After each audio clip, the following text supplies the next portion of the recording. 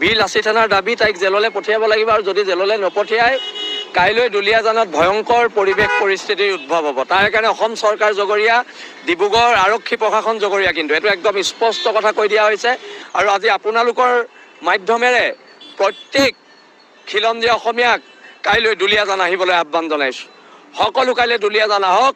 অসমীয়া জাতি দিয়া জীয়া জাতি কাইলৈ আমি প্ৰমাণ কৰিম, আৰু এই বিহাৰী ছোৱালীজনীৰ বিৰুদ্ধে, এই অনা অসমীয়া ছোৱালীজনীৰ বিৰুদ্ধে তীব্ৰ প্ৰতিবাদ হ'ব। আৰু এটা কথা স্পষ্ট, তাইক জেললৈ পঠিয়াব লাগিব। অসমীয়াক জেল ফ্ৰী ভাত খুৱাই বুলি তাচ্ছিল্য কৰা এইজনীক জেলৰ ফ্ৰী ভাত অসম চৰকাৰে খুৱাব লাগিব, নহ'লে পৰিস্থিতি ভয়ংকৰ ভয়ংকৰ ভয়ংকৰতকৈও ভয়ংকৰ হ'ব। কি পাবজি গেম খেলিছোঁ নি?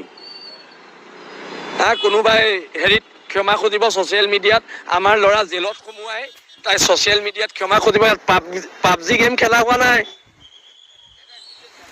পাবজি গেম নাই খেলা আমি দেই, সেইটো কথা স্পষ্টকৈ কৈ দিছোঁ। তাইক জেললৈ পঠিয়াব লাগিব।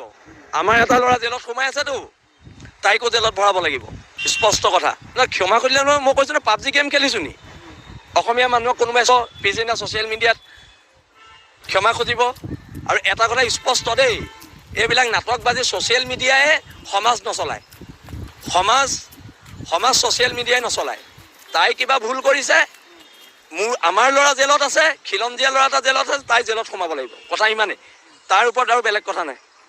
তাই কৈছে মই এটা অসমীয়া ছোৱালী। এতিয়া মোৰ প্ৰশ্নটো হ'ল, তাই এটা নে এজনী? তাই এটা নে এজনী? মোৰ প্ৰথম কথাটো, এটা অসমীয়া ছোৱালী হ'ব পাৰে নি? এজনী অসমীয়া ছোৱালী হ'ব পাৰে। তাই কৈছে মই এটা অসমীয়া ছোৱালী।